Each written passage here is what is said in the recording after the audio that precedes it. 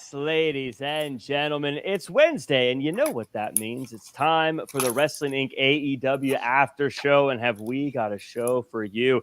Bryan Danielson's going to All In, Darby Allin returns, and Mariah May has beaten and bloodied Toni Storm. But before we get into all that, allow me to introduce the crew. I'm Jack Farmer, being joined by Hacksaw George Hermoza and the future Hall of Famer, Jimmy Korderas. Jimmy, good to see you on a Wednesday.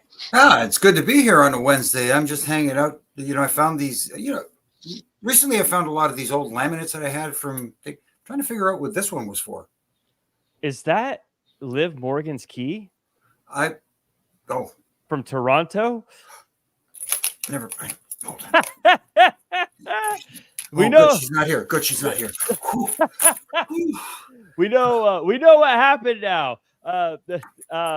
Always good to see you, Jimmy. George, you're preoccupied. So that's the origins of the ho. Yeah. Liv Morgan. Oh, what? Are you talking Godfather? No. Oh, sorry. Oh, wow. What a crazy Iron Sheik story from the 80s.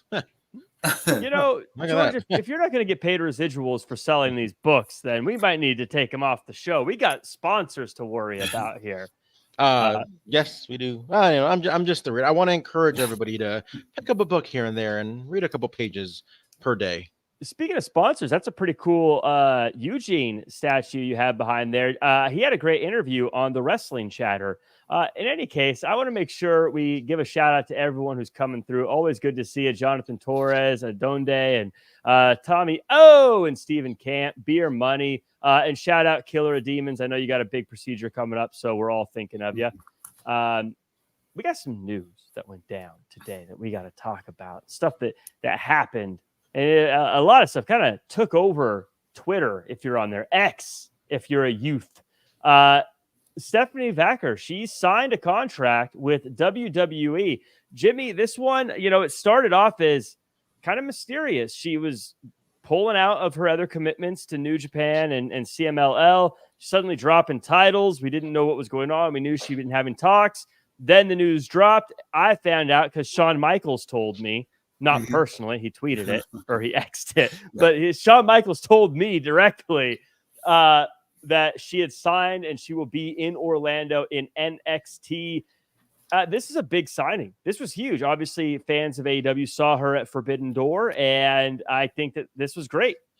I absolutely think it is great because, like you said, everybody saw her at Forbidden Door, and those not familiar with her became familiar with her very quickly because she was a standout at that pay-per-view, and she showed that she has the goods. Now, under that umbrella that she's going to be under, and the NXT umbrella, training under Shawn Michaels and all the coaches down there, I think this is going to be really, really groundbreaking for the women's division. She's going to shock a lot of people that are WWE fans that are not familiar with her.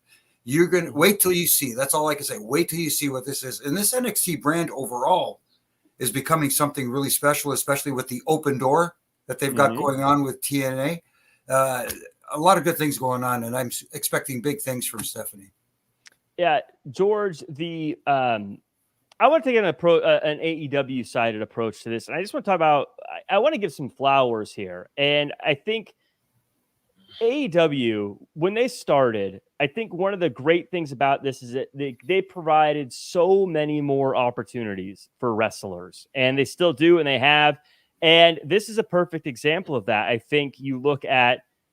This is an opportunity. She was seen by a lot of Americans here on Forbidden Door. Forbidden Door is a show that sometimes we give a lot of flack to because of what it is, but this gave her a platform in America that let her stand out. And I personally just fail to believe that it's a coincidence that right after that show, WWE suddenly said, we're going to offer you get out of your contract money to come join us right this minute.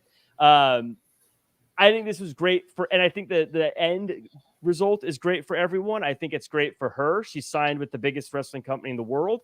I think it's great for WWE because now they have an incredible talent. I think it's great for the fans because now they get to see her if you weren't familiar with her before.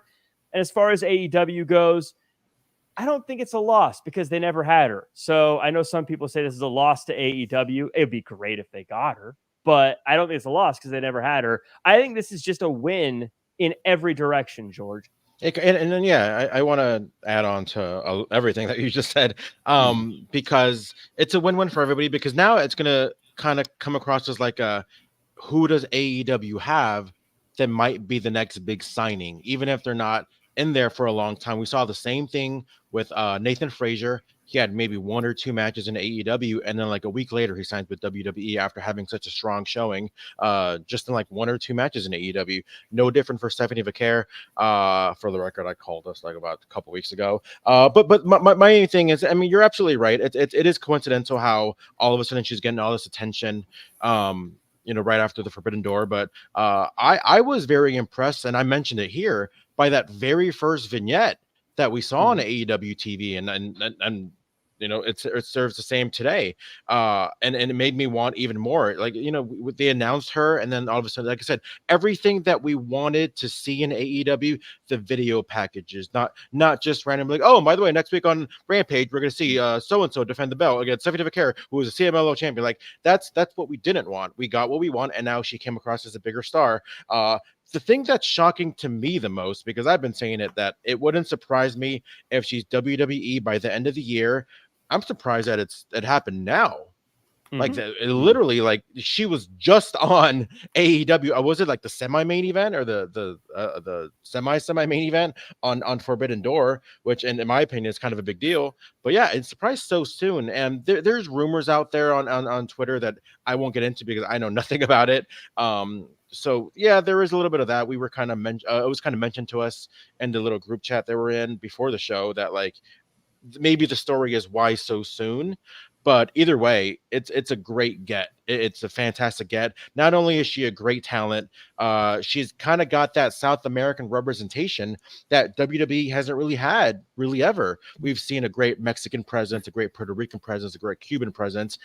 We don't really had anybody south of the border. Nobody from Colombia, nobody from Argentina, nobody from Peru. That would have been me. But being from Chile, and also not just is she from Chile, but she's got a great, history with CMLL.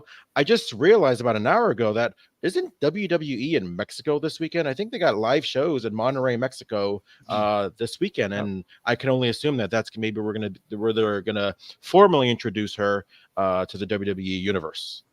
Yeah, Beer Money in the chat. That's an interesting point, maybe. But Beer Money says if she didn't do Forbidden Door, I'm guessing WWE never would have wanted her. I'm not saying that. I'm not saying that. I think that they were probably scouting her.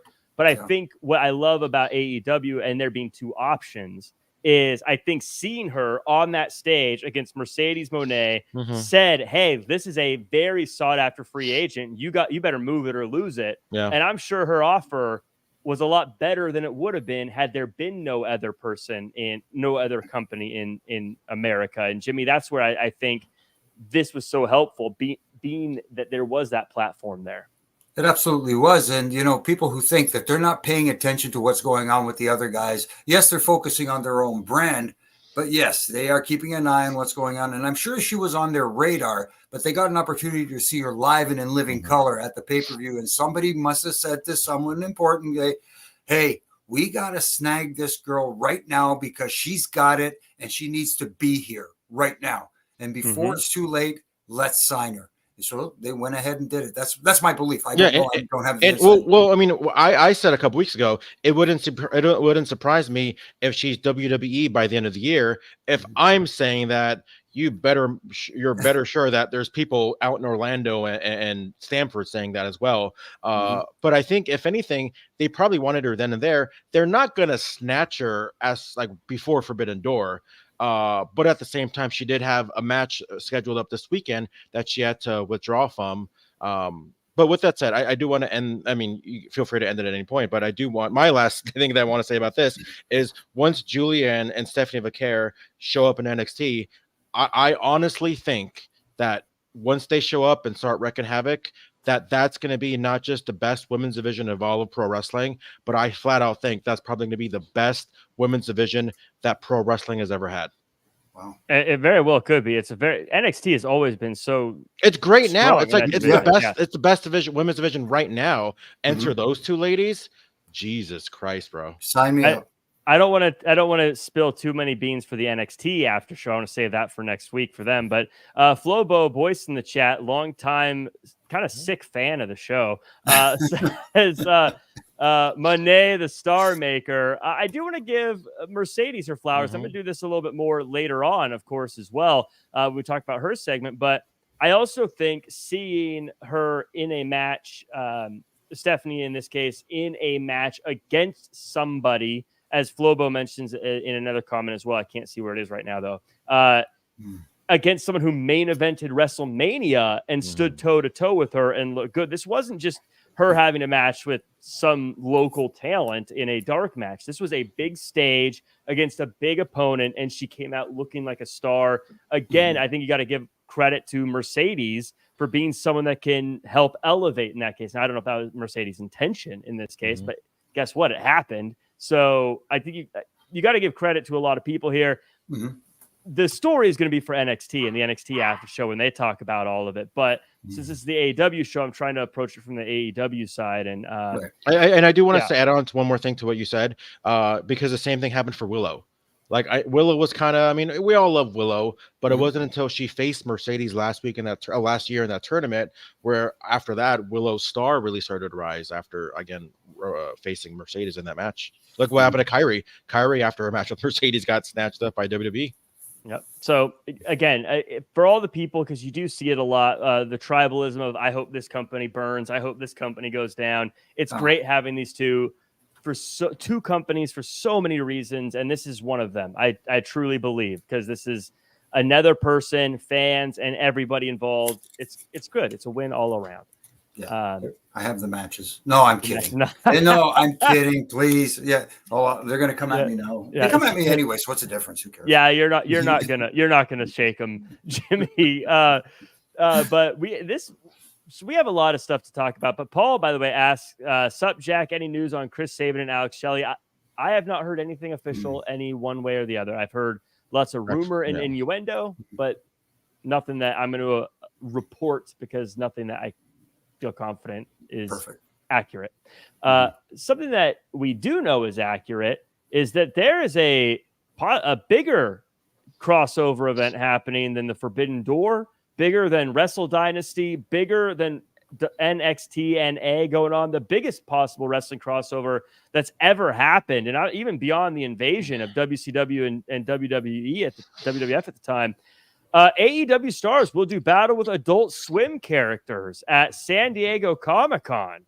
Talking to X earlier this afternoon, Adult Swim announced that AEW would be part of the station's Comic-Con experience on July 25th, with the two sides engaging in special AEW versus Adult Swim Battle of the Booty event that night, 7:30, July 25th. George, we've had major invasions. This has got to be the biggest. Yeah, I mean, it's pretty cool. Anytime we see any kind of wrestling outside of that wrestling bubble, it's always going to be pretty cool. And San Diego Comic-Con, I don't know if you know this, but it's a really, really big deal. There's Comic-Cons all over the country, but I mean, San Diego that's the actual Comic-Con that, everybody kind of makes plans to go to. So that, and the fact that they're doing this thing with Adult Swim, that's, again, it can only mean good things for AEW and the people that are involved in there. Orange Cassidy, Willow Nightingale, Johnny TV, and Taya.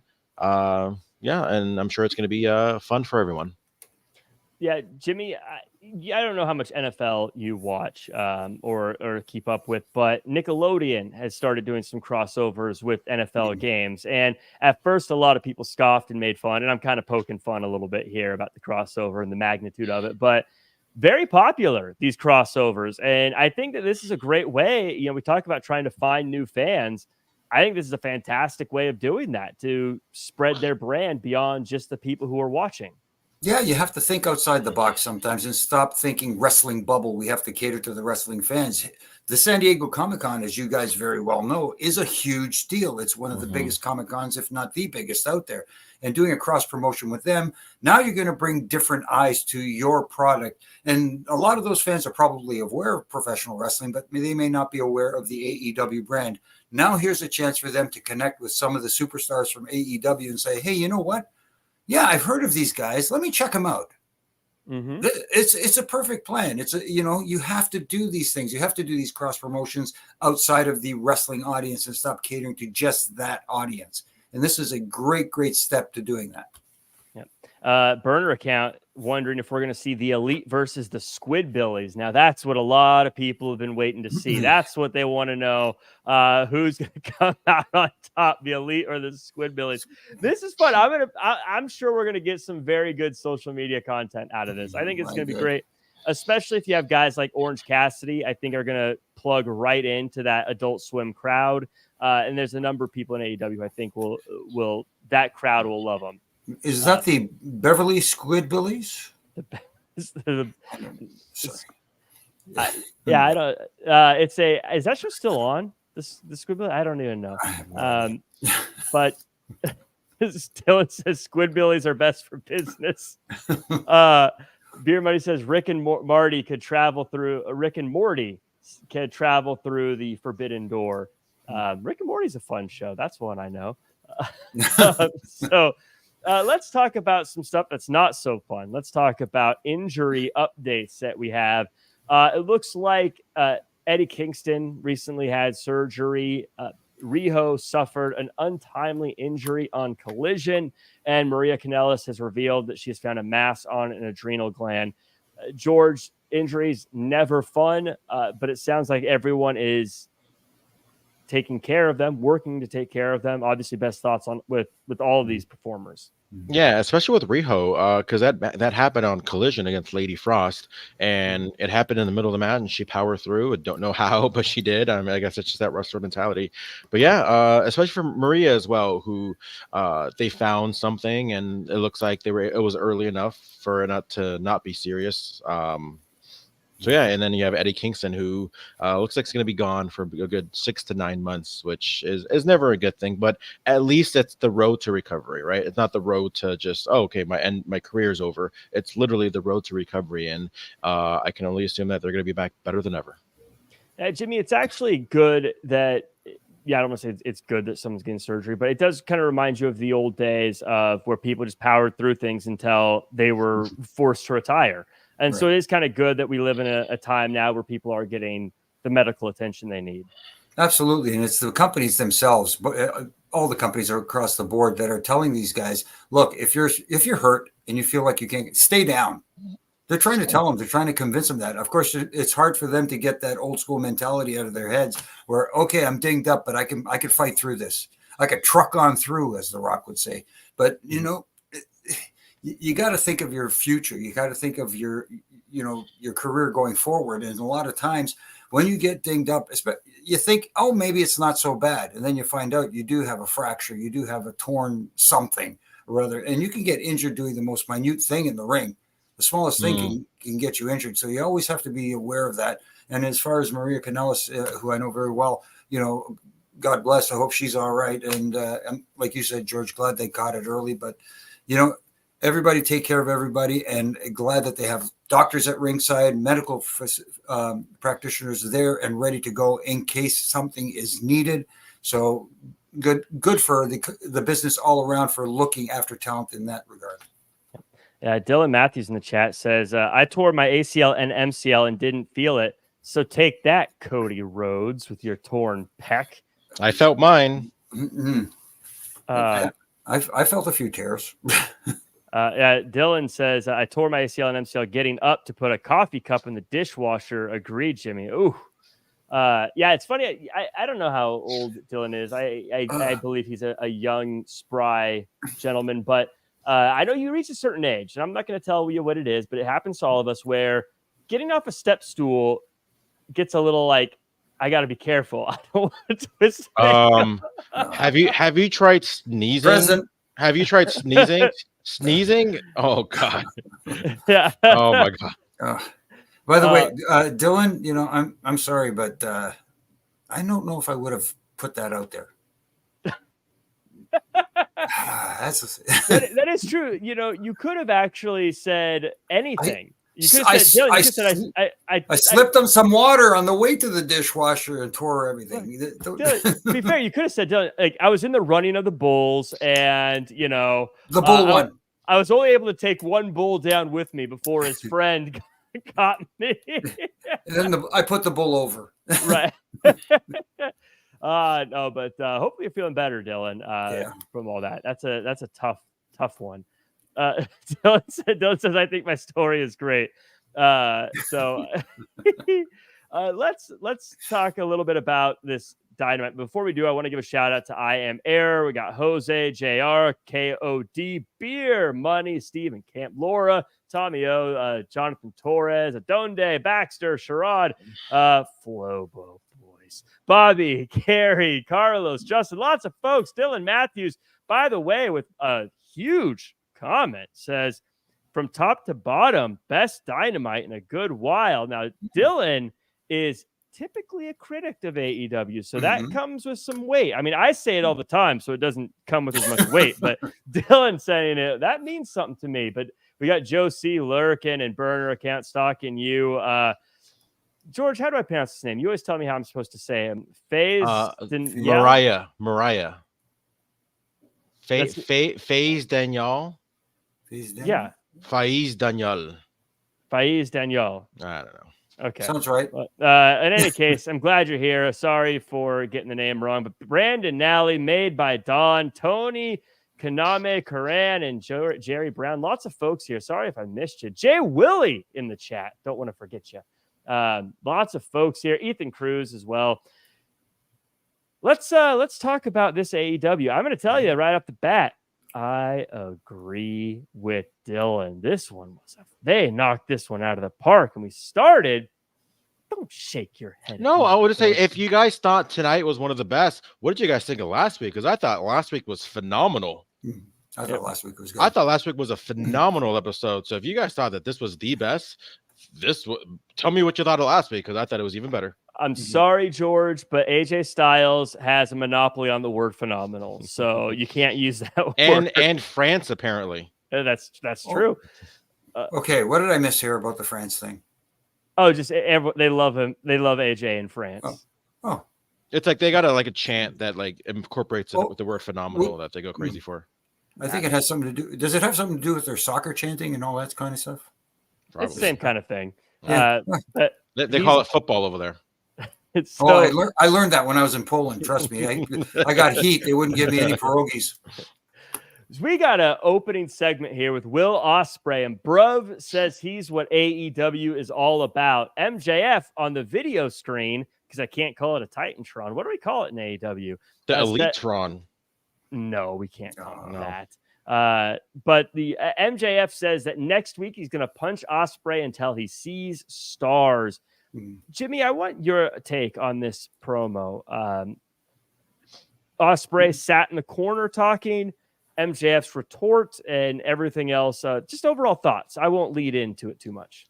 Okay. I was okay with Will Ospreay's promo. There were certain parts of it that I wasn't a fan of. I didn't like the fact that he was talking seriously about the MJF situation and Daniel Garcia. And then the crowd chanted something. He started chuckling and laughing right in the middle of it. I didn't like that. If you're in a serious moment, you stay in that serious moment. You don't have to laugh. And then when MJF came on the screen, MJF did a great job. You know, that whole cocky attitude, sitting back in his chair, sipping his glass of, adult grape juice, I guess it was. Yeah. And he's doing everything he can to be that monster heel that they need over there, someone to boo. Because when he came back, everybody cheered him. Of course they're going to cheer him. But they've got some great baby faces right now. Swerve is over huge. Will is over huge. There are a lot of guys that are real baby faces that people like Bryan Danielson, that sort of thing. They need someone to be that guy that they universally hate. He's being such an, that he's doing a great job of getting them to boo him. But then while he's blasting him in that cocky attitude on screen, Will is turning his back and not even looking at him, and I didn't like that.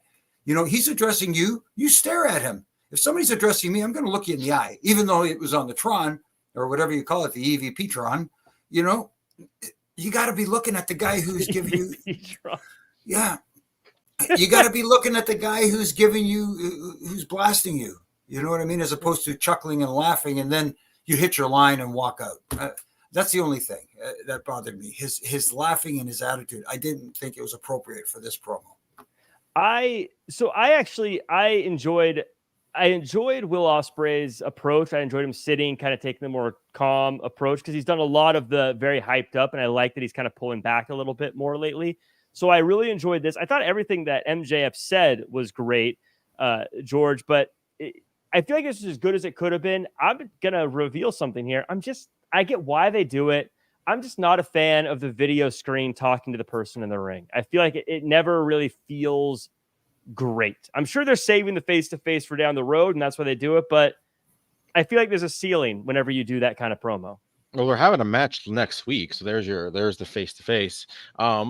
I can't say anything more than what Jimmy said. There was just something about Ospreay's promo that was off. I don't know. It just felt like it was more like, hey, I'm gonna chuckle. I'm gonna make a joke about how talented my left, blank Nut. is. Nut's not a banned word. We can say nut all we want. Okay. Left yam. The left yeet fly. I don't know. It's like when you throw in lines like that, it just kind of makes it like, so this is not that much of a serious situation. I don't know. That part just kind of threw me off. But overall, yeah, MJF is going to be what MJF is, and that's just amazing at the mic. I like that he's not always relying on just always yelling at the screen like he always does. Yeah, as everything needed to be. I think the true question is it too soon for the match? I think we all thought it was going to be for All In. But that's Daniel Garcia. That's already booked. I don't know. I still don't think that's a match big enough for All In. I think that nothing, no respect to Daniel Garcia, but I don't think that's below MJF's level. If unfortunately, I hate saying that. I feel like MJF and Osprey would be a great match for All In. At the same time, it's the 250th show. It's a big quarter century or quarter millennium mark. It should be a big match. And who's to say that just like Punk and MJF that we're not going to see a match now and a match as well at All In. Mm-hmm. Well, that's what. And Jimmy, I want your thoughts. I know you have something to add, but I also want your thoughts on. In the chat, it seems pretty split. Some people say it's too soon to do the match, but a lot of people are saying this match ain't happening next week. What do you think? They don't have to have an actual match next week. You could have an angle to get yourself out of that match that was supposed to happen next week to set up a match later on at All In. It's very simple booking if you can do it that way. But the other thing I wanted to get back to on the promo, especially by MJF, what do great heels do to get tremendous heat? They make fun of the local sports team. They don't give you what you want. And they tell you shades of the truth, but in a real, crappy way that makes you want to go. And some of the shots he was taking at Will Ospreay, some of the things that a lot of veterans have been saying about him. Yes, he's a great talent, but it's some of the stuff, his style in the ring doesn't resonate with those guys. And it's something that an older veteran would say. And here's a guy who's 28 years old saying it, acting like he's the adult in the room, so to speak. So that's another thing that kind of makes people want to see him get his butt whipped. So he's, in that sense, I think he's doing a great job at touching little buttons that sets people off, especially that AEW hardcore audience who believe that Will is the be all and end all. Right. He's doing it right. And you know what's crazy? I tweeted this, but Will Ospreay to me, George, feels like he's only been there for a very short period of time. But when he was talking, it feels like he's an AEW guy already. I don't feel like he's a signee or an import or someone they were able to bring in. It really felt like this is their guy. It was really, he's done a really good job at just kind of belonging. I kind of compare it to a guy that he looks up to, AJ Styles, when he came in 2016. It was only a matter of months before, he's a WWE guy now.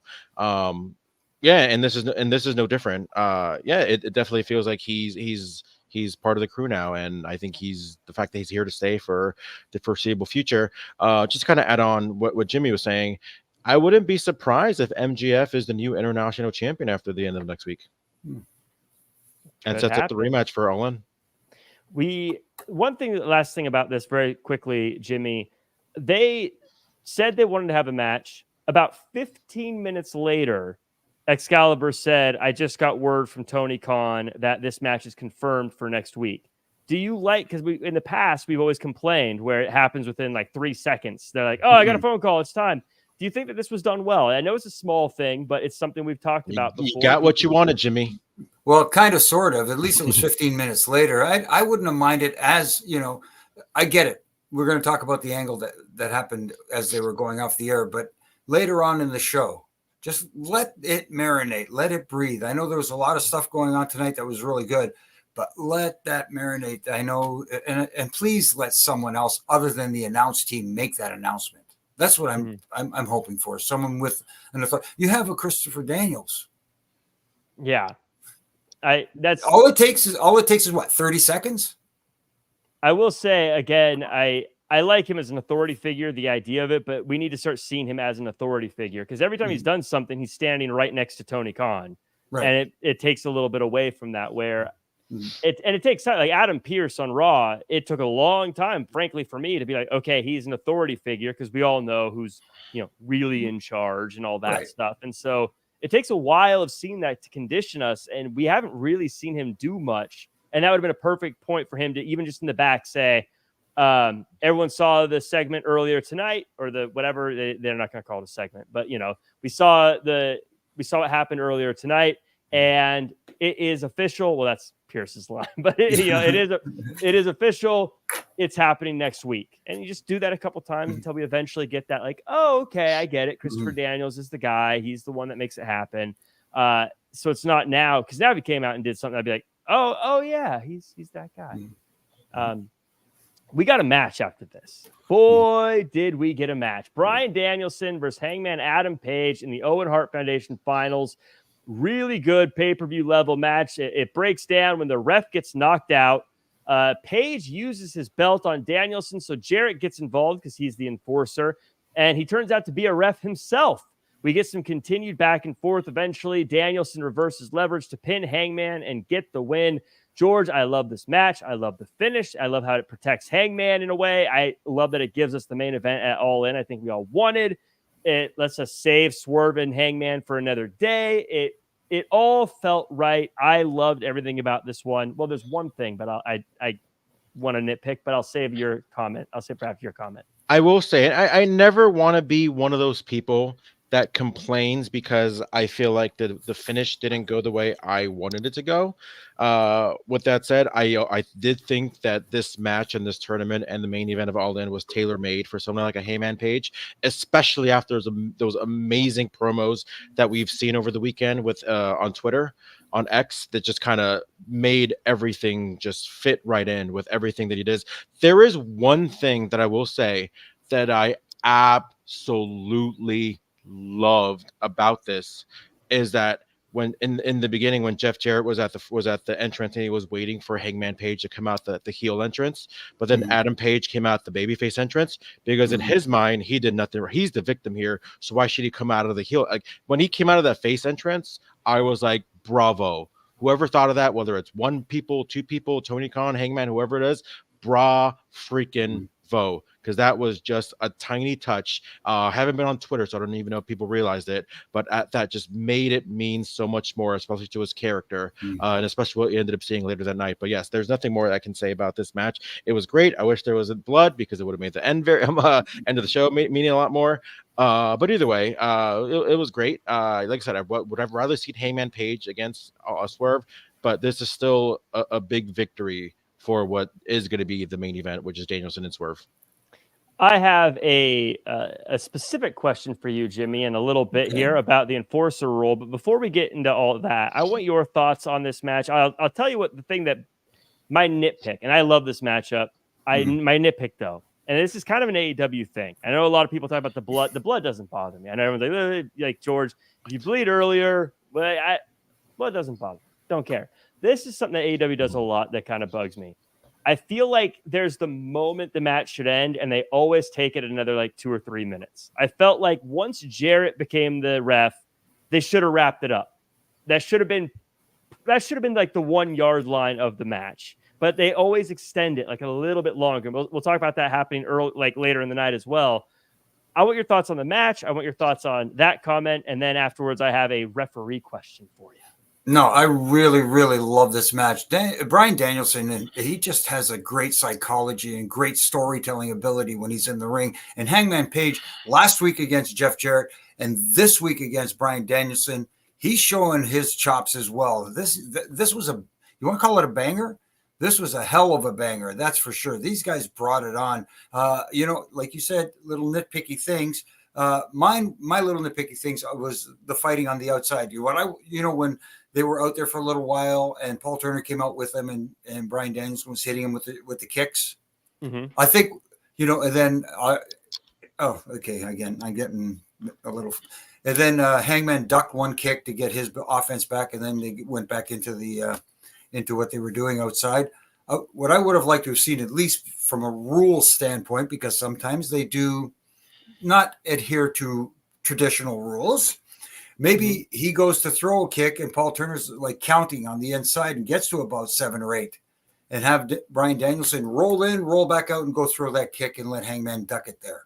Just a little thing, just to keep the continuity of the. That's me nitpicking the guy that used to wear stripes. That's all. Yeah. But other than that, I thought the match was great. I thought the finish worked out great because of Bryan Danielson selling and getting Hangman rolled up the way he did, and Hangman still holding on to the hold, hoping that there would be a tap out or whatever, but not giving up and having that look of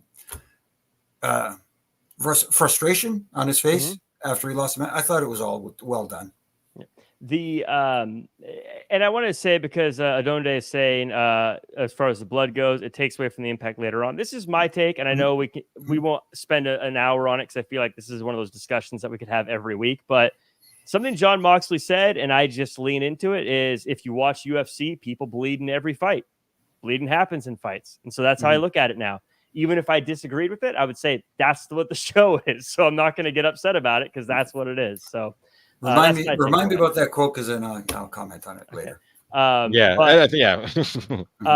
that's my takeaway. But in any case, I want to say when I'm a huge Adam Page fan. I've said it a bunch. He's one of my favorites over the past 5 years. I thought he was too lovable to be a bad guy, but the way he's carried himself since his return, I don't think his bad guy run before taking a break was working for me personally. This is working. The way he spit at Jarrett's feet, the way he's just beating up people at Jimmy, to people who are on the audio version, pointing to his face. The way he ignored Renee. Embodying it. The way he ignored Renee. We'll talk about that in a moment. I love this, but I have a specific question for you, Jimmy Korderas. This is a referee rule book question. Clip this out. We're going to the referee rule book. Okay. If someone is, this is a hypothetical, if someone is hypothetically, if they are an enforcer for a match, that's their only job there. They are there to enforce the match. Can they also cause a disqualification? So theoretically, in this match, if we started the match, ref is still up. If Jeff Jarrett got up and just hit Adam Page with the guitar, would he get DQ'd, or because he's an enforcer, is he allowed to be involved? In that scenario, if the referee was to witness him get involved in the match, then it would constitute a DQ finish. If the referee, in this case, like Paul Turner gets knocked out or whatever happens to him, and he's not able to continue the match, then the enforcer takes over, because the enforcer's job originally is to make sure that there's no outside interference and everything goes by the book, so to speak. And if he were to get involved while the referee was still actively enforcing rules, then it would be a disqualification. So the enforcer status does not protect someone from DQ causing a disqualification. No, only when the referee's knocked out and he can't see it. Well, then, I mean, technically, it's still not allowed. But, I know what you're saying. Yeah. I got a question for Jimmy real quick. Is there a rule of thumb, like as far as counting goes? Because when Jeff Jarrett was doing those 3 counts, I don't know, man. It was like a little bit too slow. Well, everybody has their own cadence. I know it should be a universal cadence, but some guys are a little slower. Some guys are just a tad quicker. I remember Mike Chioda, when he was still a young pup with that mullet of his, we used to tell him all the time, dude, you slow down. You're not giving a guy a chance to get set and kick out, slow down. He was just so jacked up and excited. Sometimes he would count slow. But Jeff's a pro. He knows take your time and just and make eye contact with the guys too, so they could see you. You have to position yourself in a perfect spot where they could see you, you could see them, and everybody's kind of on the same page. Yeah. Dylan points out Nick Patrick. Yeah, he always had like the little hand flip when he'd bring his hand up and he'd bring it down. Like you can't really see it in the video because of the way it's cut, but like you know what I mean? He'd do like a weird little like his hand, like his wrist would kind of like flail his hand a little bit as he came down every time. Wow, man. I got a referee nitpick that I'm not going to get into because I don't want to disrespect anybody. But yeah, there's a referee out there that is really, really good and everybody loves. And I'm like, oh, I can't. He does something specific that I just can never unsee anymore. Wait till we get off the air. Yeah, pretty much. Well, it's not Bronco Lubitsch. He's a legend. Let's move. So after Bryan Danielson won the match, Swerve's music hits, and Swerve comes out and he says that he's the best in the world, and he proved it at Forbidden Door. Now he's looking forward to a win against Bryan Danielson at All In. Then he says he's joining Team AEW for Blood and Guts, so he'll do two things Danielson couldn't do: beat Will Osprey and beat the Elite. Jimmy, this was last week I said I felt like they gave us, maybe it wasn't last week, but when they announced the teams for the Elite, I felt like they gave us a lot of stuff too quickly. I still feel that way, and I feel like this was a lot of information too quickly. However, I feel like Swerve did a pretty good job of tying a lot of loose ends up to bring us to where we needed to be tonight. No, he did pretty much like you said. He tied up some loose ends, but at the same time, there was a kind of a weird promo because at parts of the promo, he sounded like a babyface, and then at other times, his tone and inflection kind of came off very heelish. Mm-hmm. So it was kind of like, where does Swerve go? When he's talking about the match with Daniel Bryan, he sounded kind of heelish, but then, he kind of flipped the switch when he was talking about being Team AEW to face the EVPs and the Elite. So other than that, the man can talk. There's no doubt about it. I just wish, again, I want to see more from Swerve. I want to see, him being presented like the champion as opposed to feeling like, okay, we're going to bring him out after the match. Yeah. Why not? You're the champion. Come out during the match and sit ringside and watch and do your thing and have Prince Nana do his little, whatever. I think it's good to have him in front of crowds, but also Swerve's one of those guys. I think you have a gold mine of stuff you could do with him living his life because he does do so much stuff like the podcast and music and fashion stuff. So you could have him, with the championship doing some of the cool stuff he's doing, even if it's made up stuff, and it would fit for him. If you had him shopping for a new car, like for Ferraris or whatever, you'd be like, this looks cool. Him doing that with the cool jackets on or whatever it is he's doing. He's one of those guys that would work really, really well, I think. George, your thoughts on this, your thoughts on everything that was said. And also, I want to know, was it okay with you how they did this? I get why they did it again, trying to stop the face-to-face, but little weird how Bryan Danielson was in the ring when he came out, but then Bryan Danielson was gone when they started. It was a little all over the place, both the promo and the segment. It's like, dude, this is your challenger. This is the guy that you're facing and the biggest show of the year and in front of the biggest crowd of the year. And it's like, oh, like, wait, is he not ringside? Is he not going to stick around? My only nitpick about the whole Bryan Danielson is saying, like, if he needs to get checked out by doctors after every single match, it's like, yeah, in the land of kayfabe, like, he probably shouldn't be wrestling in the ring. I like to just kind of see him win one of these times, or I guess lose in some ways. But like when him not to be fighting for dear life. And just kind of give me a clean victory every now and then. But yeah, it's just weird. Like, wait, is he not just listening? But it was okay. I don't think it was Swerve's best. I think he's had much better in the past, and it can only go up from now because he's got the Blood and Guts coming up, and he's got the All In. How they're going to incorporate that together? It sounds like Blood and Guts is priority number 1 for now. But I'd like to see a little bit more stakes involved.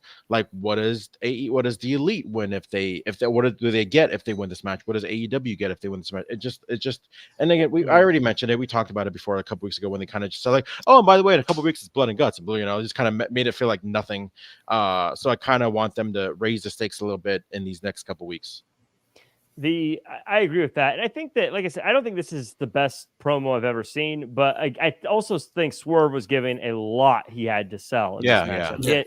He which is unfortunate. And that's one of the things that's why I say tied up a lot of loose ends. I mean, he basically had to sell blood and guts all in and an Okada match all in one go. So I think for how much he had to say, he did pretty good at it. But I agree with you guys. I'd like to see more of him, and I'd like to see him more in focus. Like, this is my opponent. That said, later on in the night, Adam Page did say he'll join Blood and Guts on the Elite side. And it seems like there's some issues between Page and Okada. But I think what I like about this, Jimmy, we talked about different layers. We talked about the onion and all that in other companies. We are getting a little bit of that here with the stuff with Adam Page, and Swerve is still strong. Bryan Danielson's next, but there's some other things lurking. We're starting to build that a bit in AEW, which I think is new for them, to be quite honest. No, it is new, and we wanted that for a long time. I've been calling for it, at least, from here. I've been screaming from the mountaintops, let's do some stories, because stories is what sells tickets. Yes, you can have all the greatest wrestlers on the planet having random matches, but if you don't have stories attached to those matches, then they're, in my opinion, meaningless, other than, hey, great, this is awesome. Mm-hmm. That's all you're getting. But now we're starting, like you said, to get layers, get stories, not just for the top stories, not just for the top of the card. We're getting mid-level stories. We're getting lower stories. I just want them to take their time with it. Again, they're a little bit rushy with them. Take your time. Let these marinate. Let the stories build over time, because you don't have pay-per-views or PLEs like the WWE every single month. Or do they now? It almost feels like they're heading in that direction, but it's still not quite there. So take your time in between PLE or pay-per-views, in your case, to tell these stories and build to those matches that you want to have on the pay-per-views. And stop trying to think that you got to have these pay-per-view quality matches on television every week. It's okay to put them on TV, but they don't have to be every week. Yeah, and this is the timing is kind of weird. Sometimes it's every month, but this time they have a pretty good chunk of time between this one and All In. It's not till August 25th. So they actually have some time to really build up some stories here. It'll be interesting to see how they run with that time period. Quick little segment here, George. You are a music connoisseur. So tell me, how did you rate the Acclaim's music video? I actually really, really liked it. Okay. Let me take that back.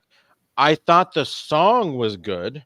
I thought the music video needed a lot more pizzazz. Like, it's something that it looked very cable accessy, but I thought the message itself was fine. So I guess maybe that's what. Maybe they didn't want it to be too high production, because maybe the message would have not gotten across. Because I thought a lot of the little images that they showed of like early Bucks and even early Acclaim, even show like an old school Billy Gunn smoking guns picture, I thought was pretty cool. But I thought the message was cool. But if you're talking about the music video, it was a lot left to be desired. You sound just like every producer in the world. Like, give it some pizzazz, some oomph. Like, you're not being specific. Give it a little zhuzh, Yeah. Just imagine like, if it did. Dude, I'm all about making things bigger than what it is. I'm going to make a phone call. I know a couple of people that work there. I'm going to make a phone call. If they ever do this again, give me a call. Right. Jimmy, what are your thoughts on these kind of? First off, did you like it, and what just in general, like the music video kind of format? Do you like these for promos? Well, in their case, I do. It's kind of catchy, and they get to do what they do best in those music videos, or at least, like George said, with the music and the rapping involved. But I get George's point. I wouldn't mind seeing a little more pizzazz, or either that, or go the other way and make it just like a bunch of guys in the room shooting with their cell phone. It's one of those where either make it good or make it very gritty, where it's very like black and white, shot in an alleyway. It just looked too much like, choose a side, because it wasn't good enough to be high value, but it wasn't gritty enough for it to be considered that either. Yeah. Dylan Matthews says, you're an award-winning DJ and Pocket Square enthusiast. Enthusiast. Give your take on the music video. I thought this was fantastic. I enjoyed it. I thought it was fun. It was catchy. It was silly. I was able to follow along with it, and I had a good time watching it. Are you going to play the song next in your next DJ event? It's my ringtone, baby. Oh my God. Oh, I want to know. Seriously, what is your ringtone? I have to know people's. I love this. Honestly, sorry to get off topic. You know. It's the default. I always have mine on vibrate. I never turn. Because the only time my ringtone's always off. My ringtone is also the same as my alarm, so I hate it. It gives me like PTSD. So I'm like, oh, I gotta get up. It gives me that feeling. What's your ringtone, Jimmy? Mine? You're not gonna believe it. Rubber Band Man by the Spinners. Oh, I love that song. Yeah. Oh, I thought it honestly was gonna be I want to stay. I see clearly. So Bruzzy saying, oh my God, that is one of my favorite reps all time. And I believe they're referring to you, Jimmy. Well, Adonde says, not Jack, you won't ever do another wedding again. But by the way, Jack, I did pay an homage to you this past weekend at the Money in the Bank weekend. The blazer I was wearing, I don't know if you noticed. Did you notice? Did you have a pocket square? Yes, I did. Hey, well, that's the pocket square fancies up any nice formal wear. Yep. Dylan says Flobo's ringtone is ska. For people who don't know, Flobo is a huge ska connoisseur, so loves it. And Sonny says ringtone is Midnight Express theme. One of the best. Dro, by the way, says Nigel is so entertaining to listen to on commentary. Nigel is a treasure on commentary. Did you hear it when it showed bloody Bryan Danielson? He was like, "Look at that ugly mug. Someone had a child with that." Like, jeez, man. He just always comes after Bryan Danielson. I love it. We had a moment here that was really cool. It was the learning tree. Chris Jericho versus Samoa Joe. This one really boils down to when the two get into the back of the arena and the learning tree triple teams Joe, puts him on a forklift and runs him through a wall. George, I want you to respond to Bobby Jones, who says, I can't believe this, but Jack was right. Learning tree is growing on me. And Burner account, who says DX, NWO, and now the learning tree. Even a broken clock is right twice a day. That's all I got to say about that. No, honestly, I thought it was fine because we saw a little less of Jericho on the mic and a little more of what he's best at, and that's being in the ring. And since he's a heel, I'm really digging when he at least attempts to get some heel heat by being a heel and not being annoying. I mean, if anything, I can't believe I'm going to say this out loud. Like his gimmick, it reminded me of like Eugene. Like Eugene would always come out, he'd wave to the crowd and say like, "Hey, by the way, guys, blah blah blah." And it's like that's what Chris Jericho's gimmick is, and I don't know, but yeah, more fun. This was fun. I like the backstage antics. I like the finish of the match. It was very creative, and like I said, I'll give kudos to the match itself. But I'm still not digging the learning tree character. The learning tree. I pop every time I say it to myself. That would be a good ringtone. Was it on Friday? Was it on Friday, right? Where I was like, I started the show with like, "Hi guys." Sorry, wrong show. So Jimmy, I want your thoughts on this match. I want your thoughts on how they ended it. I have a special question for you, but also that's after all this. The Jericho at the end of this seemed less goofy and it was giving me Joker vibes a little bit here. I don't know if you saw that too. Seemed a little creepy in his bye guys. Yeah. There was a little more sinister tone to it. That's for sure. And as far as the finish goes, I did like the finish. The thing I liked even more was they went to commercial. They went to break in chaos, not knowing what was going on. And when they came back from break, they continued having Joe on the board, putting him in the ambulance and that sort of thing. Leave people hanging, make them want to come back and see what's going on. That's what they did. And I've been screaming that from the mountaintops as well. And they finally did it, as opposed to, oh my God, they went through the wall. Is Joe okay? Oh, by the way, next match. Anyways, it's time for the Acclaimed. Yeah, there we go. No, you're right. And also little things like Colt Cabana being there for some reason had this like, oh, Colt Cabana's there. This is serious, you know? Those little things I think are so great. And I think the fact that this is now turning into something that could be kind of scary, I think is really good, really patient in the way they've done this. But Jimmy, my question for you here is now, obviously, don't work at AEW. We have no idea how they set this up. But you've been a part of some pretty crazy experiences and stunts in your time. Again, you weren't there, so you don't know exactly how this was set up. But like, what goes into a setup like this? Like, because as a viewer, it looks like they just say, "Hey, let's see if you run him through this wall and see what happens." Like, are there, like, again, in your experience, what you've seen in the past, are there like professionals there? Do they run through? Like, do they test it a few times? What goes into a stunt like this? Because that could have ended terribly. Well, we do have back in the day what we called the props department or the magic department. They were nicknamed because when they wanted to come up with an idea, something similar to this, where, hey, we want something big, crash, bang. How do we do this? How can we do this in a way where the talent is keep them as safe as possible? And especially if they're using an object like a forklift.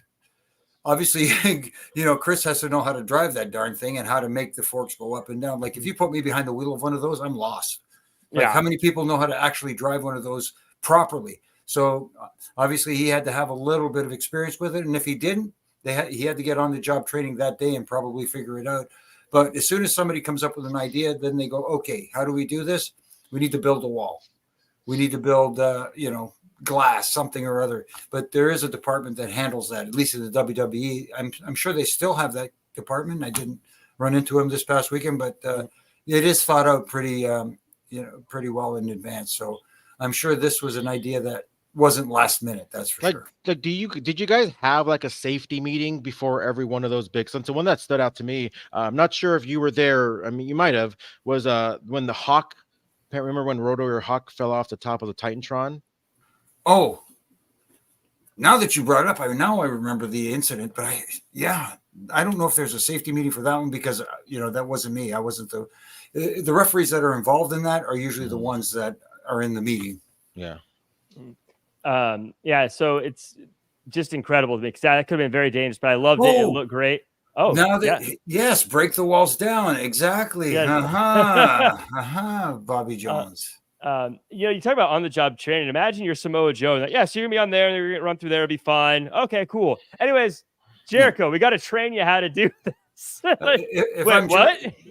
Chris, you sure you got this? And Chris, yes, I got it, no problem. Oh my goodness. But very, very fun moment. I loved it.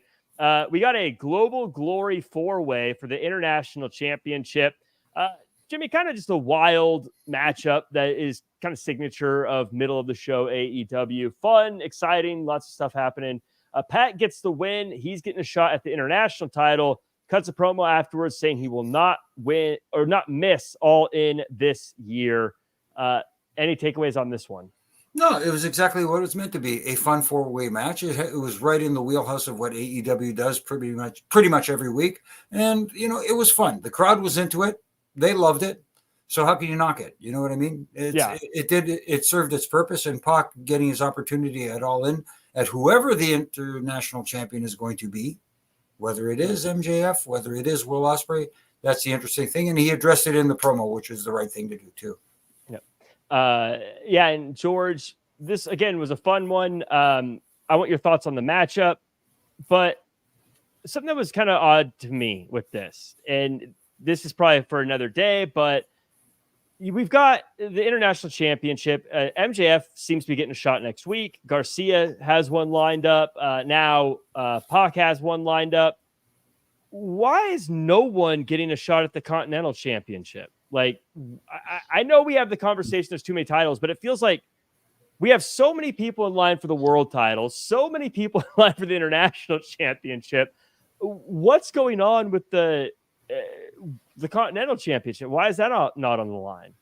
I wish I had an answer for you. I want to say maybe that title's been defended once or twice since Okada won it. I mean, I know I still don't get the rules. So every year there's going to be a Continental Classic tournament, and the title is going to be on the line, right? Like whoever wins that tournament is the new Continental champion, or maybe Okada retains it the whole time. Well, no, because he won it from Kingston. Mm-hmm. So it's still a championship that gets defended throughout the year. So yeah, that's why I don't. I guess I don't get it. I don't get it. Like, me and you both, Jack. I know that's, again, I don't want to go too far down that road because there's so many like that is like the blood argument. We could have that's an argument we could have every single week. But yeah, just like we're stacking this division with challengers, but we have. I mean, I was going to say I thought they should have unified the world and the international title, and I thought that's what Swerve was going to start alluding to as well in that promo that he was doing. He was talking about Okada and Osprey and whatnot. As far as the match goes, the match is great. I mean, there's really nothing to say about this match other than it's great. My only thing about this is people have been saying for years, and I'm glad that Donde Estas made that comment about Fun Four-Way. Yeah, Kyle is someone to look out for. They've been saying that for 2-3 years, right? Like, how long is Kyle going to be someone to look out for? If you guys really want to make an effort in putting him over in some ways, give him a victory over in a big match, because every single time he's in one of these big matches, he loses. So why put him in some of these matches that he's always going to lose? 2, give him a W. Like it's always like, oh man, that Kyle Fletcher, yeah, he what a great match, what a great talent he's had. I've been hearing the same thing for 2-3 years. Just do something with him. In his defense, he's 25. That's, I mean, what that does have anything to do with it? I mean, he's got plenty of time. Like Bryan Danielson, Daniel Bryan was younger than that when he finally made it big in WWE. He's gonna be okay. MJF was like, so, look at Austin Theory. Austin Theory is like 25, 26, like he at least got a victory at WrestleMania over John Cena. Like, what's the biggest victory that I mean, Austin Theory is 26. That's way different. I mean, so like, yeah, but like, then I don't know. I'm ranting. I know I'm ranting, but it's just one of those things where I'm just tired of hearing how good he is, how great he's going to be. It's been years already. So do something with him. I think he'll get there. I think right now he needs to get out of the shadow of Will Ospreay and the Callis family. Definitely. And one little thing I would like to see from him too is a different look. He looks too generic, for lack of a better term. You know what I mean? Give him a different look. Change things up a little bit. I'm not saying he has to go off the wall crazy, painting his face and all that sort of stuff. Just give us something different. I hate to sound like the WWE guy, but I think I would like to see him get more of a character, because right now he's a great wrestler, but this is where I think where NXT is great at saying, like, we need to give you a character to make you somebody that I latch onto, as opposed to just the wrestler. Sorry, Jack. Not just give him a character, bring himself out and turn that up to 12. Whatever it is, just be you, but turn it up, amp that up, and let people get invested in you. To me, there's no difference between a guy like Kyle Fletcher and Lee Moriarty and a few others, because they all are great in the ring, but show me something that's going to stand out from the rest of them. Yeah, that's where characters are so important. That's the characters a huge aspect of it. Even look at Daniel Garcia. Like, he was in that boat of the Lee Moriarty and the Kyle Fletcher, and people really started to care more about him. I'm not going to do the dance because I can't do it. Plus I'm sitting down, but until he started doing the dance, there you go. And I'll stick to, I'll do that one later. That stuff works. But yeah, like I said, people cared, but people care even more now that you're doing something that's making yourself different than everyone else. I would say every major star is a character. There's no one who is just like, I'm a wrestler who wants to do really well. And I mean, I would say Roman Reigns was a mob boss who gaslit people. If you look at that was his character. Cody Rhodes is Captain America. Like that, they're all characters, and that's using the other side, the other guys. But those are the biggest characters. You look at Swerve. He's Rick Ross as a wrestler. If you know who Rick Ross is, that's like they're characters. That's why we like them. Will Ospreay is a bruv. Whatever that is. Let's talk about a character who I think a lot of people are interested in, Mercedes Moné. We talked about Moné. I said, I used to say it Moné for so long, and I learned I had it wrong. George, before you do it, Danny Cochran had a chat, says, I came to see George dance. There you go. George Hermoza. And you know what they say, you CEO. leave them wanting more. No, CEO. CEO. All right. So I did the Daniel Garcia dance. George did the CEO dance. That means, Jimmy, you got to do the swerve. You got to do the swerve dance. Oh, yeah. no. I can't. Swerve when I drive now. Swerve. What? Come on, No. just give me this. Okay, I'll give you the Prince now. Okay, we'll do all our dances together. This is so worse. Let's do. Just be happy we're not making you guys do the Alex Wright dance. That would take my some goodness. coordination. No. That guy, he had moves. Mercedes Moné, Britt Baker, the CEO in Canada, says she is the best there is, the best there was, and the best there ever will be, George. Then she takes a shot at Britt Baker. DMD chases her off. Nothing fancy here, but I thought this did a great job of doing what it needed to do. It reminded us of this rivalry, kept things heated, and come on, you rip off Bret Hart in Canada. That's a win. Oh, come on. I'm a little upset you said just Canada. In Calgary, Alberta, Canada. Yes. Come on. Same that was the same building as the Canadian Stampede, right? Yep. Yeah, the Saddle Dome. I thought Mercedes was fantastic here. Now that she's not trying to be a babyface, who knows? Maybe that was a plan the whole time. I'm not gonna get into whether that was a plan or not. But either way, she's totally nailing it at the park. She knows her character now, and I think she's kind of getting how to make the Monet, I guess you can say. And I would love to kind of embrace her, maybe the Star Maker a little bit, right? Where it's like, after facing her, that's why maybe somebody like Britt Baker is coming after her, because she knows that she's not at the level that she needs to be. But what happens then? Turn at the right moment. Then because when lose or draw, Britt Baker knows that she's going to be a bigger star after she's in the ring with Monet, and I like to see her more embracing that aspect of it, because it's actually 100% true. Everybody that has faced Monet, for the most part, on a big stage, has become a bigger star than what they are. I gotta say real quick, Jimmy, Ryan Fernandez, the boss man, tuning in, like, probably going, let me see what analytics they're discussing on the show, as we're all just always good to see you, Ryan. Thanks for rolling through the chat. Jimmy, I want your thoughts on this segment, but also I want to talk, and I alluded to this earlier, Mercedes Moné deserves a lot of credit, I think, for helping to build women's wrestling within AEW at the very least, because this feels like a big ticket matchup, and Britt Baker's absolutely a part of that, but it wouldn't feel this way if it was Britt Baker versus a lot of other people. But the fact that it's Britt Baker versus Mercedes Moné, it feels like a big deal. And then you see the stuff that's kind of going on around her and with her and all the other stuff. I feel like Mercedes, regardless how you feel about her, you got to give her a lot of credit for really adding a lot of depth and weight to this division. No, I do give her a lot of credit for that. My only problem is the way she is presenting herself.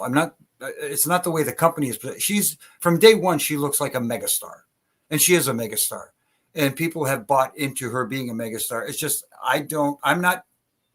there's something about her and the way she presents her promos, the way she talks. It just doesn't resonate with me. There's something about it that just makes me go, Even now that she's more of a heel now? Yeah. It just feels so, I hate to say it, I don't want to use the F word, but it feels so phony. You know what I mean? I love it. I love it.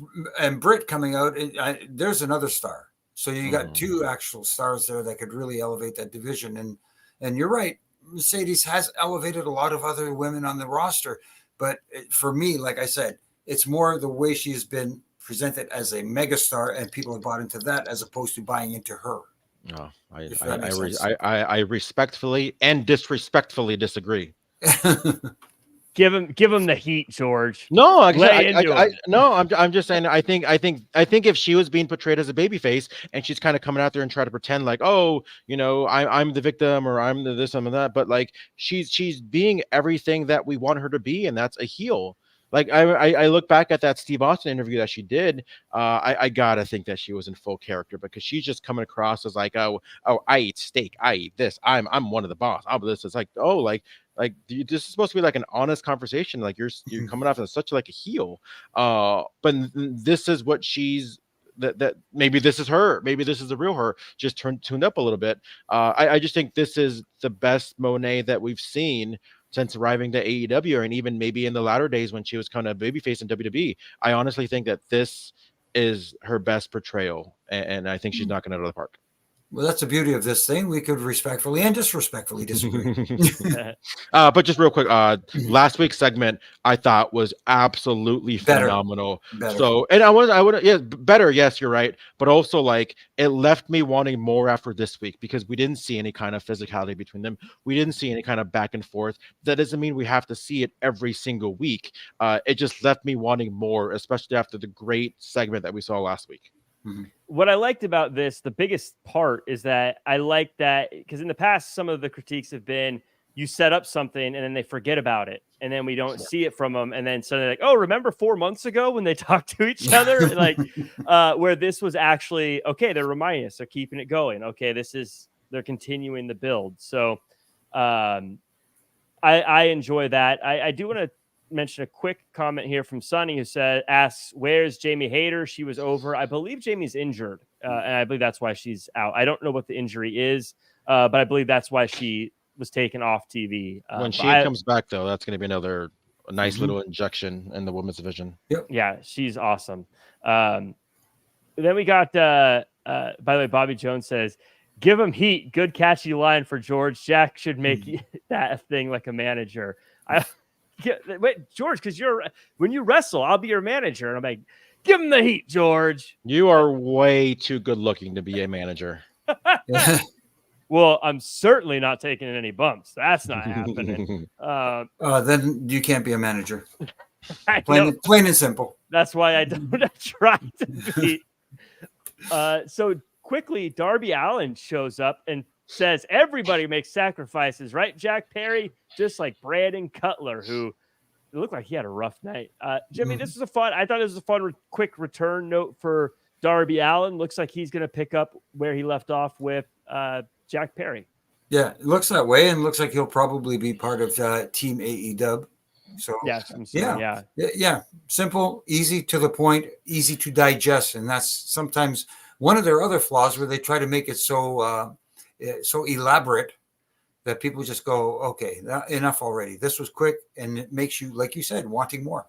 Yep. George, any takeaways on Darby Allin's return? It was a quick segment, so I don't know how much there is, but I mean, as long as he's back, I feel like he's very easily forgotten, and I don't mean that in a bad way. I just feel like there's so much going on since the last time he's been on TV that I was like, oh yeah, I feel like I haven't seen him in about a month or so.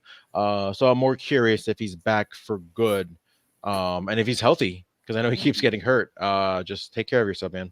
Yep. We get to the end of the show, and he's just got to stop doing it. I know they were in Calgary, but he has to stop running with the buses. Yeah. Sorry. Yeah.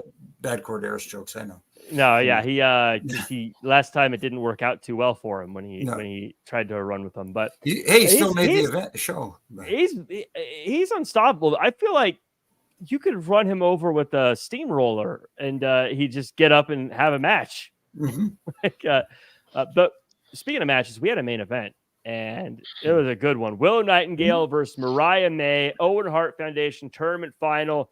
It's a great match until Stokely Hathaway and Chris Statlander get involved. It doesn't lead to the end, however. The two keep fighting, and eventually Mariah May gets the win and will face Toni Storm at All In. Afterwards, the two skip to the trophy, and Mariah May attacks Toni Storm and just brutalizes her, leaving her a bloody mess, sends Luther out off the edge of the staging area. Jimmy, and they end on that. Tell me this was not the perfect way to end the show. I thought it was a great way to end the show and get some real heat. But the only, if I can nitpick, it was a great match. They did a great job. A little thing in the match where the interference happened, that should have been, in my opinion, the finish, leading to the finish instead of drawing it out. I know they tried to pull a little bit of a fast one on everybody and say, no, it's not quite it. But Willow ended up losing anyway. Mm-hmm. So it kind of, you wasted that moment, in my opinion. And the other thing is, last week, how did they end the show? MJF turning on Garcia, going to town, getting some color, leaving him laying. And what did we have this week? Your best friend laying you out, getting some color, leaving you laying. That's the only thing. It happened 2 weeks in a row, the same formula going off the air. Not that it didn't work. It did work. It got me interested in what's going to happen next. But at the same time, it's like we saw the same ending last week, pretty much. Yeah. I'll be honest. I forgot about that, so I didn't think about it. But you're right. That is two of the same in a row. And I will say, though, that's what I was alluded to earlier. Again, this was another one of those times where it feels like the end was right there and you drug it out a little bit longer. Mm-hmm. And I don't think anyone leaves feeling like it was better because it felt like that was how it should have ended. Like that was the moment. It felt a little bit like this is now an older reference, but it reminded me of the third Lord of the Rings movie where it feels like that movie ends and then they just drag it on for another like 30 minutes. But you had something else you wanted to add, Jimmy? No, like you said, it kind of loses its moment. It gets people out of the picture because the heel cheated to win and then they didn't cheat to win. If that makes sense. Right. Yeah, anyways. Yeah, George, what were your thoughts on this one? I kind of thought the same, but mine is a little bit different just because there's a lot of cool and big moves that they kicked out of, but then she loses to a roll-up. That's like the old, like, pile driver, but then lose to a small package. I would have liked to see like a more definitive finish, not roll-up after, like you can kick out of those moves, but you can't get to that move. Other than that, I mean, I thought it was fine. I thought it was great. Yeah, the finish. But like Jack said, I completely forgot about last week's ending, and I don't mean that in a bad way, but that just shows how effective this week was. I thought it was phenomenal, and I'm going to be positive here, but I feel like if Mariah comes out like next week or however she comes out, and she's still kind of that like Barbie kind of character, I think it's going to completely kill everything. Because what I saw tonight, I saw just magic. I was like, man, this girl, she is not just some blonde girl. She's a killer. She's a vicious. I love that Excalibur was like, oh, maybe that was the plan the whole time. Who's to say that but who's to say that this was just spontaneous? Maybe this was the plan the entire time. So I'm really excited to see what's going to happen on, and I say next week because I don't want to see a follow-up on Collision. I don't want to see a follow-up on Rampage. I want them to keep people waiting maybe even more than a week on why she did this to Toni Storm, and it only ramps up their match at All In even more. I agree. I think that if it's me, I think we have to start believing Dynamite is the A show, Collision is the B show, Rampage is the C show. I think that's okay in this world. We look back at like the Monday Night Wars we always talk about. WWE and WCW had A, B, C show. It was totally fine back in those days. And I say that just because we saw MJF explain his actions on Collision of this past week. Mm-hmm. And I mean, it was fine and all, but I just would rather see Mariah or rather see something get followed up with a little more, give us, the anticipation. Yeah. And by the way, MJ's follow-up on Collision was really good. Yeah, it was great. Yeah, it was great. But unfortunately, you don't get as much eyes on that. Put that on your A show. Yeah, got to. I do like they showed clips of it so we could see it. Like that was very smart. Instead of just going, instead of commentators going, hey, remember on Collision, MJF had some words to say. Anyhow, let's move on. Yeah, great, fantastic visuals to end the show. Mm-hmm. Yeah. But fantastic. And I do also love that Willow was rocking the tribute gear to Owen Hart as well. Yes, they both were. With the danger and the black and gold. Yes. Perfect. And people in the chat are saying the roll-up was an homage to Owen versus Brett. Which is cool. For me, I'm not worried about the roll-up necessarily. It was more the interference stuff than the roll up. I think if they went interference, even if it was just like one quick like gotcha, no you didn't, gotcha, no you didn't, pin. But it should have happened pretty quickly where the end didn't feel like the interference actually had anything to do with it. You could have had the interference right into the roll up and it would have worked perfect. That's how I would have liked to have seen it. Yeah. Because then that also makes Chris Statlander a bigger villain too, because she officially cost her the match instead of like, oh, you tried, it didn't work, but eventually I lost anyways. Right. But I think it's fine either way. I think we always say it, we want to end with those visuals. These are the kind of visuals I like to see. I thought, man, AEW has been chugging along. It's been doing great stuff. We're going to go around. Everyone in the chat, let us know your final thoughts as well. Thanks for being here, by the way. Rodney, Bobby, Huffman, Blue Chew, Dylan, Adonde, Carlos, Jose, Secular. Jimmy, final thoughts on the show. Where can the world find you online? I enjoyed the show tonight. I thought it was another step in the right direction. In the last couple of weeks, they've been hitting the right notes. And do they need some screw tightening? Sure, they absolutely do. But at the same time, they are heading in the right direction and they're trucking along, like you said. And as far as where you can find me here on Wednesday nights and Monday nights after Raw. And you can catch the Reffing It Up podcast with my good brother in stripes, Brian Hebner, and I, and RJ, who holds the booth together. Love you, RJ. And this week's guest, none other than the coach, Jonathan Coachman, my old buddy. Man, we had a blast. You got to check it out. It was so much fun. And, I do my Ref and Rants every day from Monday to Wednesday. I keep thinking about this thing. Yeah. Monday to Friday on all my social media platforms, just little critiques here and there, or put something over if I, like to tighten the screws a little bit that I think need tightening. That's all. Jimmy, you got to start sending links out to this show more, because I see people on X all the time saying you're a shill. But here, we just spent the last hour and a half saying a lot of great things about AEW lately. So I think maybe people need to see what you're actually saying and get an idea of the whole picture. Well, that's because I haven't received my check yet. So, until then. I love it. George, how about yourself? Where can we find you online, and final thoughts on the show? Let me just ask you guys something really quick. Would it have been too much? And I understand if maybe the answer is yes, as if maybe they were coming back to the top of the ramp where the trophy and the belt was at, and then maybe Martha Hart is maybe handing her the trophy, and then maybe she takes it away from Martha Hart and then maybe hammers Toni Storm with it. Like, would that have been too much? Because I was like, why isn't Martha Hart there the way that she was there for the men's one? Right. I think they just didn't want her there, because what's she supposed to do? Just stand there like as this is happening? Her fist really hard. So I think if Martha Hart was a performer and could be more involved, I think that'd be cool. But since she's not, I think it's probably better. Yeah. I think it's probably better that they just didn't have her out there. Jimmy, do you agree? Because of the way it ended, probably it was best not to have her out there. But I get where George is coming from. Yeah, it would have been more heat. You know what? If she was up for it, have her come out to present it, and maybe even take a step towards her with a belt where she backs. You don't have to get her involved physically. Just she backs off. Yeah. Just, I mean, but either way, like that doesn't take anything away. It's just that it was just phenomenal. Anyways, but yeah, you can follow me at Hermoza, GHERMOZA. I just thought of something, because you mentioned you had the coach on, or you have the coach on your Reffing It Up podcast. Me and Jack had the coach on the Wrestling Chatter. Not only did we have the coach, we had this guy Eugene, but we also had this guy Sabu. So you can find interviews with every single one of these guys, Coach Eugene and Sabu, the king of the one-namers, on the Wrestling Chatter, on the YouTube channel, the Wrestling Chatter. TW Chatter is all the social medias. Nice.